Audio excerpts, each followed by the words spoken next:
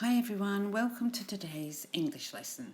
Right, today we're going to be looking at expanding sentences. So just our learning objective is to learn how to expand sentences. Now you have been working on this in class where we put fronted adverbial on, or we add a conjunction on at the end of things. So it's very much the same as that. It's just a different kind of technique we're using today. In today's lesson, we're going to expand simple sentences using who, when, where, what and why. I call them the 5 W's, and it is just a way to help you expand. Now, expand means to make bigger, to make bigger your sentence, really. So you might have read already the book, The Pirate Cruncher, and watched the video on YouTube. I have ordered the book today because we will be doing some work I ordered it yesterday, hopefully it will come today. So we will be working on the Pirate Cruncher over the next few weeks. Today I've just taken some sentences from the Pirate Cruncher just to look at our expanding sentences. Okay, this is a Pirate Cruncher by Johnny Duddle.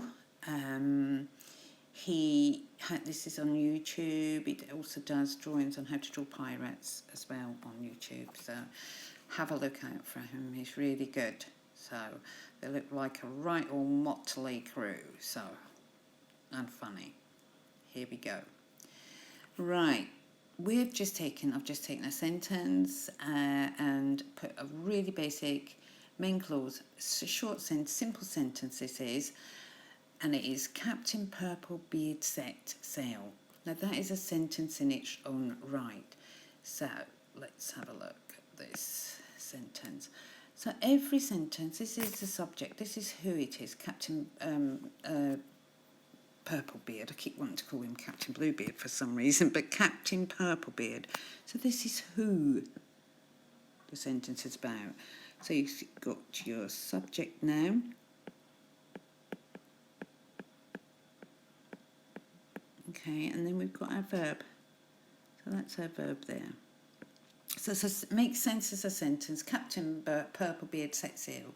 But that tells us who's setting sail.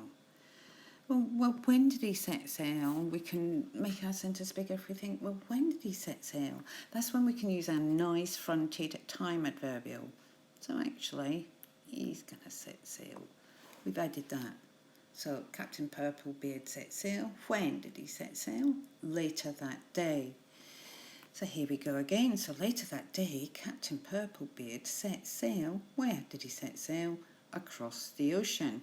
So this tells us we've done when, and now we think, well, where's where? Later that day is our fronted adverbial. Captain Purplebeard is when, and where is across the ocean. So we've got who it is, Captain Purplebeard. When did he set sail? Later that day. Where did he sail? Across the ocean. Then we come on to the next one, and we're going to ask what for? Why? What did he go for? So we've got later that day, Captain Purplebeard set sail across the ocean to find treasure. So that's what he's after. That's what he wants to sail across the ocean for, to find treasure. So we've answered our what now. So here we go again. We've got our last one here. So we've got who, we've got when, we've got where, we've got what he's doing. So this one is later that day, Captain Purplebeard set sail across the ocean to find treasure. So why? Because he was greedy for more riches. And here we've used why, because he's really greedy. And we've used that lovely conjunction to tell us that, because he was greedy for more riches. So that tells us why. So we've got who, Captain Purplebeard. When, later that day. Where was he going? Set sail across the ocean. What for? To find treasure. Why? Because he was greedy for more riches, that's why. So if you do your sentence, don't just write it all out at once. I would literally do it like this. Get your main clause, Captain Purplebeard set sail. Then do when did he set sail? Where did he set sail to? Whoa. What for? Why? And if you do it like that, if you build your sentence up in stages, trust me, you'll come out with this, hopefully. So, we've got later that day, Captain Purplebeard set sail across the ocean to find treasure because he was greedy for more riches. Now that's a pretty good expanded sentence. I think I can do even better than that. It's a long sentence, but it's still a good sentence. I'm going to try and find a bit of alliteration in here, though. I think I can fit a bit in if my pen works. So, hang on, let me see. In here, I'm going to put cunning Captain Purplebeard. So later that day, cunning Captain Purplebeard set sail across the ocean. Ocean's not described very well. I'm not going to use loads of adjectives because I have got a long sentence as it is. So if I used loads, it would just really sound silly. I'm just going to put in here blue ocean. So later that day, cunning Captain Purplebeard set sail across the blue ocean to find treasure. No, treasure just sounds a bit boring there. Hoards. That's what pirates say. Hoards of treasure. Hoards of. So in there I put hoards of treasure. So later that day, cunning Captain Purplebeard set sail across the blue ocean to find hoards of treasure. And then we've got our lovely conjunction because he was greedy for more. Riches isn't described very well, is it? So I'm going to pop in there just shiny. So I've got later that day, cunning Captain Purplebeard set sail across the blue ocean to find hoards of treasure because he was greedy for more shiny riches. Now that is even improving it. We're just putting those 4 little bits in there and let's see how it sounds on the next one. Is it too much or can we get away with this? Final sentence, yeah. Later that day, cunning Captain Purplebeard set sail across the blue ocean to find hoards of treasure because he was greedy for more shiny riches. Okay, so I think that's okay. We couldn't get away with putting any more in there because then you'd need another sentence. But that is fine. Sometimes it's really good. It gives loads of information, an expanded sentence. It gives us basically, who, when, where, what, why. It tells us all that information in one sentence, which has got to be good.